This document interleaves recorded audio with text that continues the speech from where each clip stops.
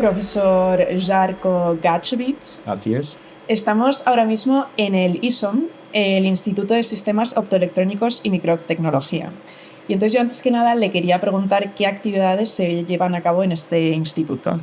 Sí, nuestro instituto, Instituto de Sistemas Optoelectrónicos y Microtecnología, es un instituto que fue fundado el año 2000 en la Universidad Politécnica de Madrid y sus líneas de investigación principales son el área de microtecnología, que hoy en día ya es prácticamente el área de nanotecnología, y en la línea de optoelectrónica. Sí. ¿Y qué actividades lleva a cabo este instituto en conjunto con Madrid Quantum? Pues nuestro instituto se ha unido principalmente al proyecto de Madrid Quantum para contribuir en dos temas tecnológicos que son muy importantes y también muy actuales. El primer tema es fabricación, caracterización y procesado de emisores de fotones individuales, y el segundo tema es distribución cuántica de clave y su empleo en redes cuánticas metropolitanas. Como ha comentado, una de las facetas es el desarrollo de emisores de fotones individuales. ¿En qué son y en qué consisten y qué hacen? Pues esa es una muy buena pregunta. Yo creo que para contestar esa pregunta primero hay que entender qué es la luz en sí. Y desde los inicios de la civilización la luz ha fascinado a los seres humanos. Incluso los griegos antiguos ya intentaban formular las primeras teorías de la luz. En los siglos XVII y XVIII los científicos de la época formularon leyes cuantitativas que relacionaban las interacciones entre los campos eléctricos y los campos magnéticos, hasta que finalmente un científico escocés llamado James Clerk Maxwell, en el año 1865 en particular, consiguió unificar todas estas leyes en una descripción coherente del campo electromagnético. Un resultado adicional de sus teorías fue la identificación de la luz como una onda electromagnética en el fondo, y de esta forma Maxwell unificó la óptica con el electromagnetismo y además consiguió proporcionar una teoría sólida, un modelo matemático preciso para poder entender, cuantificar y finalmente controlar la propagación de la luz. A dicha teoría hoy en día se refiere como a la teoría clásica de la luz. O sea, ¿y estos dispositivos se basan en esa teoría clásica? La respuesta es sí y no. En los finales del siglo XIX, de hecho, los científicos de la época estudiaron la interacción de la luz con la materia sólida, y dichos estudios revelaron que la teoría de Maxwell, la clásica, no podía explicar todos los resultados observados en los experimentos, y que por lo tanto la teoría se tenía que completar con modelos nuevos. El año 1900, Max Planck, un físico alemán, formuló la primera teoría cuántica de la luz. Dicha teoría, por cierto, fue adicionalmente desarrollada por parte del mismo Albert Einstein en el año 1905. Y es interesante que ambos científicos, de hecho, fueron galardonados con premios Nobel por sus contribuciones a este campo. ¿Y me puede explicar en términos básicos en qué consiste la hipótesis, o cuál es la hipótesis principal de la teoría cuántica de la luz? Sí, la teoría postula que la radiación electromagnética no es emitida ni absorbida en forma continua, como predecía la teoría de Maxwell, sino en pequeñas cantidades discretas. Esas cantidades discretas primero fueron denominadas cuantos de luz y algo más tarde fotones, las partículas de la luz. ¿Y qué tamaño tienen esas partículas? ¿Cómo de pequeñas son? Pues un fotón es una ración de luz muy pequeña, y el ser humano en realidad no tiene referencias para escalas tan pequeñas, pero yo puedo deciros que aproximadamente en cada momento nuestros ojos reciben miles de millones de fotones. Madre mía. ¿Y por qué hay interés por crear fuentes de luz tan débiles? Pues eso también es una muy buena pregunta. Yo diría que hay dos intereses principales. Primero, las fuentes de fotones individuales se necesitan para diversos campos de la investigación científica. en particular para el campo de la óptica cuántica, para seguir entendiendo y descifrando las leyes de la naturaleza en sí. Sin embargo, además, un fotón, igual que por ejemplo un electrón o cualquier otra partícula fundamental, tiene sus propiedades físicas y por lo tanto es un portador de información. Los fotones, además, viajan a la velocidad de la luz e interactúan poco con su entorno. Por lo tanto, son los portadores excepcionales de la información. Una información puede codificarse en un único fotón. El fotón la transporta de forma rápida y segura y la entrega al receptor que puede decodificar dicha información también de una forma excepcionalmente segura. Sí. ¿Cómo se crea una fuente de fotones individuales? Sí, esto es una pregunta relativamente compleja que tiene su largo desarrollo científico. Yo puedo decir que al principio del siglo XX se avanzó mucho en el entendimiento de la interacción electrón-fotón. Por ejemplo, un electrón que se encuentra en la corteza de un átomo puede ocupar distintos niveles energéticos. Y para subir a un nivel energético superior, desde un nivel energético inferior, un electrón absorbe un fotón. De modo parecido, para bajar a un nivel energético inferior, un electrón emite un fotón. De hecho, las primeras fuentes de fotones individuales fueron demostradas en los años 70 del siglo XX, es decir, hablamos ya de 70 años de retraso desde la teoría hasta la demostración experimental, aislando un solo átomo de mercurio o de sodio y midiendo emisión de fotones individuales emitidos debido a las mismas transiciones atómicas en dichos átomos. O sea, los átomos emiten fotones individuales. Así es. Si ya existen en la naturaleza estos emisores de fotones individuales, ¿por qué hay que fabricar unos nuevos? Pues esa es otra pregunta muy interesante, porque los átomos individuales no se pueden modificar mucho para controlar las propiedades de los fotones emitidos. Los átomos individuales tampoco son compatibles con la tecnología integrada actual. Por eso se recurre a la fabricación de dispositivos ajustables que tengan parámetros tales como la longitud de onda, la polarización, tiempo de emisión de fotones, etcétera, ajustables y que de esa forma se hagan compatibles con la tecnología actual, en particular con la tecnología de fibras ópticas que se usan como canales universales de comunicaciones ópticas hoy en día. ¿Y cómo se fabrican estos dispositivos de fotones individuales? Existen varios enfoques, átomos o moléculas individuales, iones atrapados, vacancias, etcétera. En las últimas décadas se han desarrollado mucho las tecnologías basadas en puntos cuánticos, semiconductores y materiales bidimensionales, materiales 2D. Esas son las dos tecnologías que principalmente investigamos aquí en el ISOM. En particular, los puntos cuánticos son nanocristales de tamaño de un par de nanómetros y con calidad cristalina y pureza química suprema.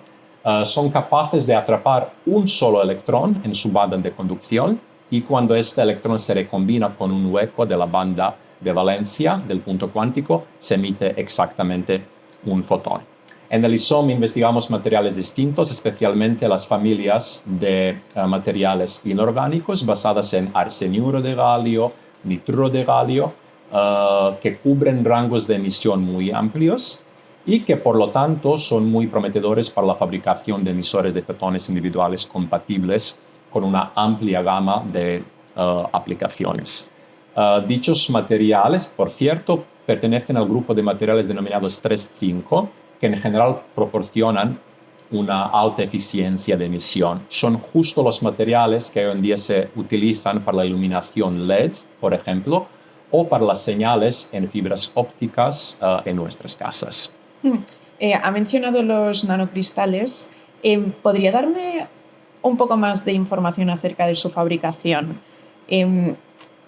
y con las propiedades que ha mencionado y también con la tecnología actual que acaba de comentar?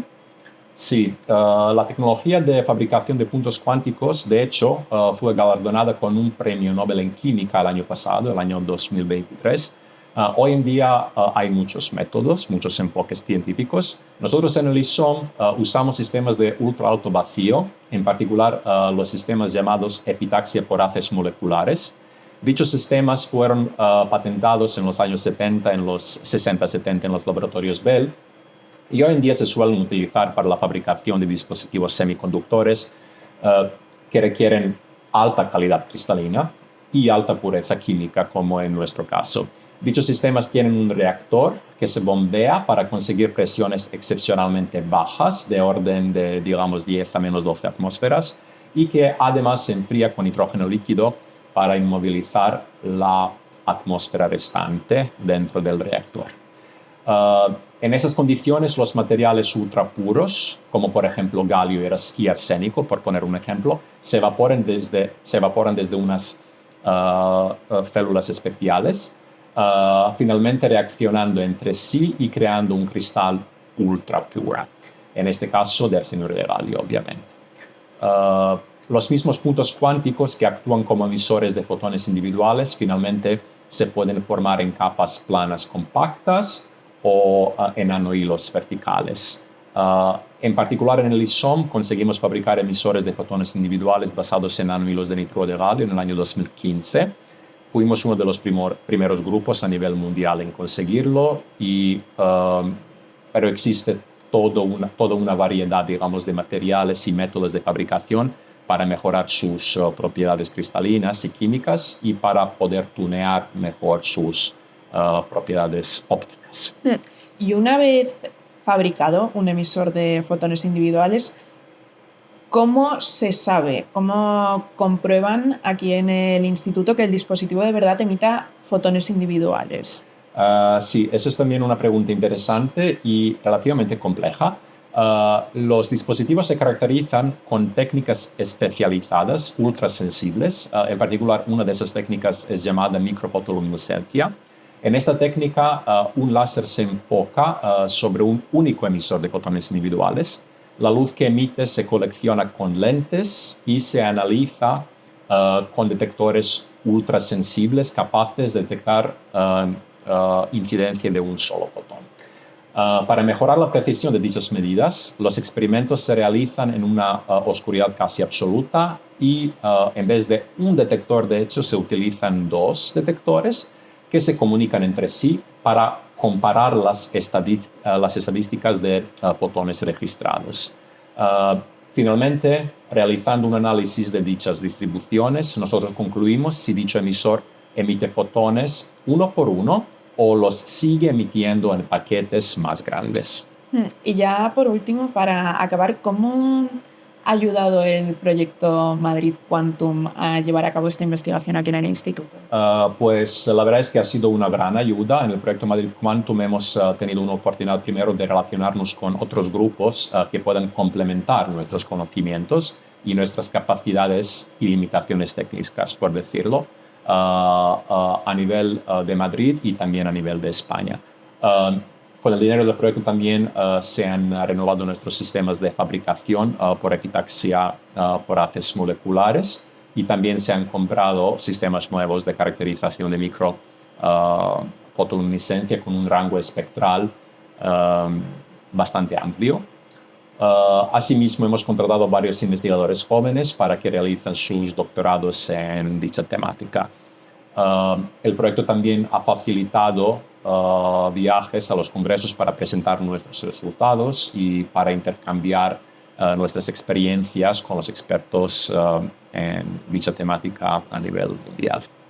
Pues, profesor Jarko, muchas gracias. Nada. Profesor Álvaro Guzmán, ¿qué se está haciendo actualmente en la Escuela Técnica Superior de Ingenieros de Telecomunicaciones? Bueno, dentro de la escuela está el Instituto de Sistemas Optoelectrónicos y Microtecnología, el ISOM, que pertenece al proyecto que nos atañe, que es el proyecto de comunicaciones cuánticas. Y lo que hacemos tiene dos partes. Por una parte es intentar fabricar emisores de fotones individuales y por la otra tratamos de ser el primer nodo de comunicaciones en España de comunicaciones cuánticas. Entonces, en ese sentido, pues aquí en la escuela nos han reservado ya un espacio para poder montar de forma física lo que será pues, el primer nodo de comunicaciones cuánticas, igual que en su momento, cuando la escuela se creó prácticamente hace unos años, pues fuimos el primer nodo en España de correo electrónico. Entonces, dentro de esa tendencia, la escuela quería apostar también por esto. Y por lo tanto, pues parte del dinero del proyecto lo estamos dedicando a la fabricación de un sistema de comunicaciones cuánticas en este sentido.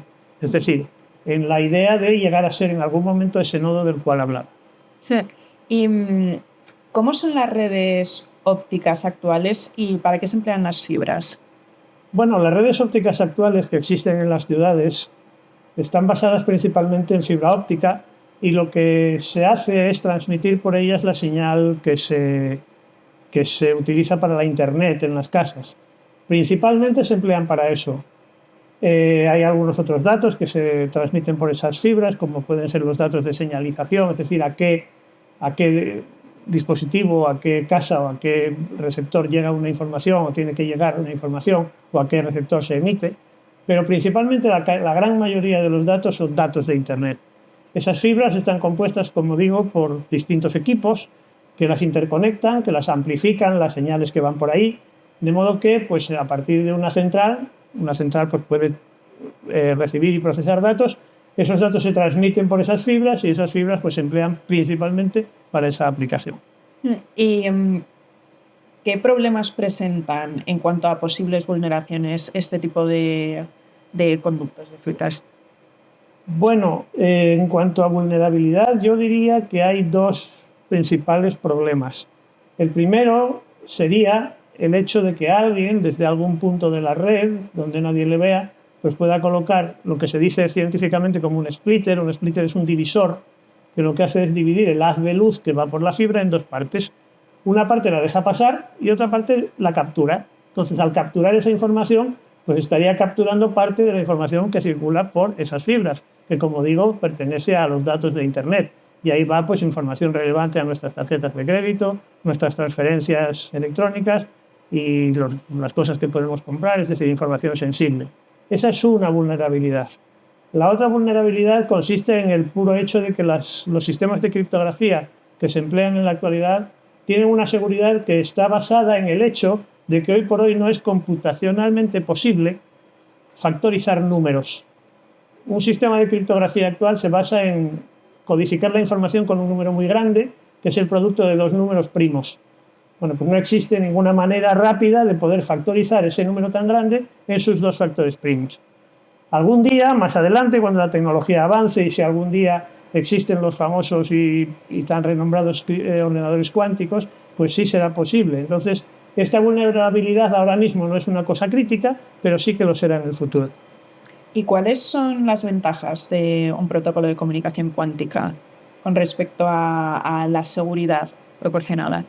Bueno, pues principalmente la mejora que lleva un sistema de comunicaciones cuánticas es que emplea fotones como elementos de transmisión de información. Los fotones son partículas de energía, en este caso de luz, muy pequeños y que llevan una cantidad de energía discreta determinada, pero que tienen una propiedad, y es que en el momento en que se codifica información sobre ellos, esa información viaja con el fotón de una forma que no puede ser leída. Si por algún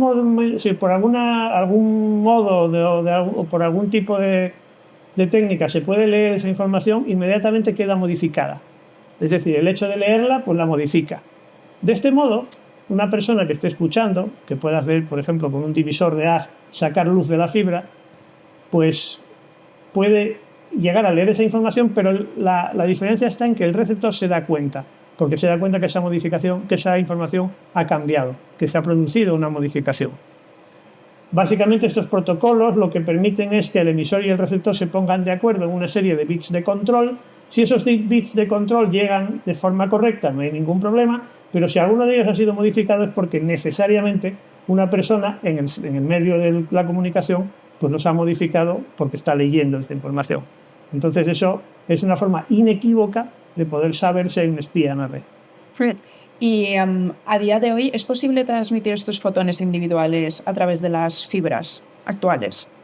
Bueno, como todo, como toda la tecnología que nos ha ido acompañando en nuestra vida, las cosas mejoran en función de cuánto mejore la tecnología. ¿Por qué hoy día los móviles son más pequeños? Bueno, pues porque ha mejorado la fabricación de transistores, la fabricación de dispositivos. En este caso, la pregunta que me hace la respuesta es más o menos la misma. Hoy por hoy no es posible transmitir fotones individuales por una fibra por una sencilla razón. Los fotones tienen una probabilidad de ser absorbidos por la fibra. Cuando bajamos a niveles cuánticos, a niveles de partículas individuales, deja de existir el concepto sí o no y empiezan a aparecer probabilidades. Por lo tanto, cuando se transmite un fotón por una fibra óptica, existe una cierta probabilidad de que ese fotón sea absorbido por la fibra. La fibra no es perfecta, no tiene un coeficiente de transmisión absoluto del 100%. Algunos fotones no llegan. Entonces, ¿qué es lo que hay que hacer? Pues en lugar de transmitir un solo fotón, transmitir pequeños paquetes de fotones. De esa manera, bueno, pues esos paquetes de fotones ya evitan el que se puedan perder algunos de ellos durante la transmisión por la fibra. Sí. Y pensando un poco en la historia, en los antecedentes, ¿cuándo se realizó por primera vez una prueba con esta tecnología? Bueno, esto también conecta con lo que me ha preguntado hace un momento. Realmente el concepto de la criptografía cuántica es muy antiguo, es de los años 80. Sin embargo, el avance de la tecnología permitió la primera comunicación real en el año 1998. En el laboratorio de Los Álamos, en Estados Unidos, el profesor Butler pues llegó a hacer una comunicación entre dos sistemas, un emisor y un receptor, en espacio libre. Cuando digo espacio libre es que no usaba fibra óptica, sino que usaba un emisor de luz y un detector de luz que estaban comunicados a través del aire, y consiguió hacer esa comunicación por una distancia de 1 kilómetro.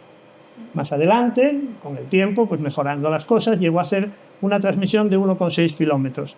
La diferencia entre las dos, que parece muy poco, porque de 1 a 1,6 no hay mucha diferencia, es que la primera la hizo de noche, es decir, en oscuridad casi absoluta, mientras que la segunda consiguió hacerla de día. Y eso es un avance muy importante.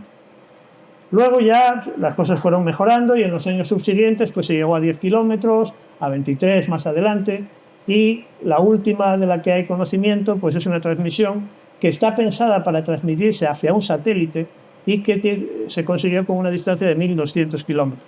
Eso se hizo en el año 2016. Madre mía. ¿Y cuáles son los límites en la actualidad?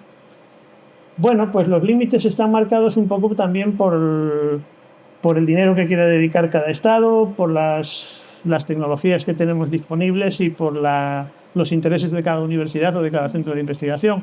Hoy por hoy lo que puedo decir es que en Europa hay dos grandes redes que son quizá las más importantes o las más conocidas. Una está en Viena. Es una red que está destinada para centros públicos que conecta 10 centros con un mazo de, me parece que son 23 fibras, y que tiene una distancia total entre los puntos más distantes de 23 kilómetros. En España hay una red experimental en Madrid que todavía no está operativa, pero que sí funciona a nivel de prototipo, que comunica 9 lugares, 9 centros de investigación, 9 centros que se dedican a la criptografía cuántica, y que hemos llegado a conseguir una distancia de comunicación de 33 kilómetros. Esto pertenece a lo que se llama la red REDI Madrid, que es un poco la que lleva todas las comunicaciones de las universidades y de los centros de investigación dentro de la Comunidad de Madrid. Y así en prospecto de los próximos años, ¿cómo cree que va a avanzar? Bueno, pues nuestra idea, y como dije al principio de esta entrevista, es que este proyecto nos ayude a poder establecer en esta escuela el primer nodo de comunicaciones cuánticas en España.